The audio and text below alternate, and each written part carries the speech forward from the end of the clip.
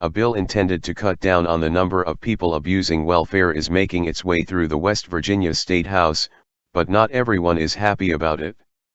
Many Americans agree that there should be requirements in place to keep government handouts reserved only for people who are truly in need. House Bill 4001 does exactly that. A legislative committee in West Virginia has narrowly voted to advance legislation that would establish a 20-hour weekly work requirement for many food stamp recipients, the Associated Press reported.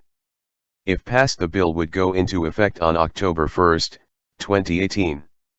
In basic terms, the proposed law would mean that people of working age who are not legally disabled and do not have dependent children can't receive food stamp benefits for sitting on the couch and doing nothing. Instead, they would have to work at least part-time, with fairly broad definitions of what type of work qualifies. The bill would require recipients to work, volunteer or be involved in a workforce training program for 20 hours a week or 80 hours a month, continued the AP. The time can be accrued in any combination of those programs.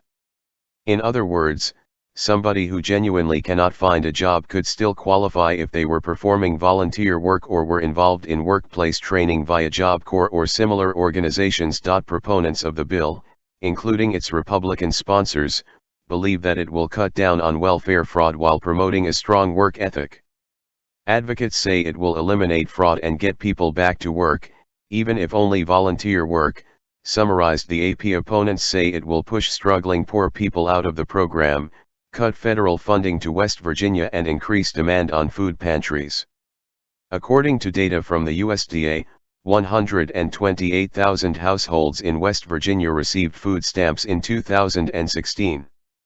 With around 590,000 households in the state, this means that about 21% of the state is on food assistance via the government. In other states where similar work requirements were implemented, the results were impossible to ignore. According to Alabama Media Group, 13 counties in the southern state recently reinstated work requirements for their government food programs, and the results were staggering. Food stamp usage dropped by 85%, Conservative Tribune reported last June. Based on the trend, the number of able-bodied adults without dependents, recipients for SNAP benefits, is expected to continue to decline statewide and in the formerly 13 exempted counties, said John Hardy, who works with the Alabama Department of Human Resources. If the bill in West Virginia passes, that state could see cost savings similar to Alabama.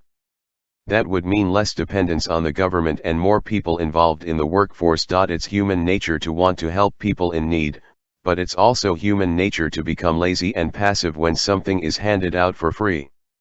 The key is to find a balance between assisting those who truly need it, while making sure that able-bodied workers are not milking the system.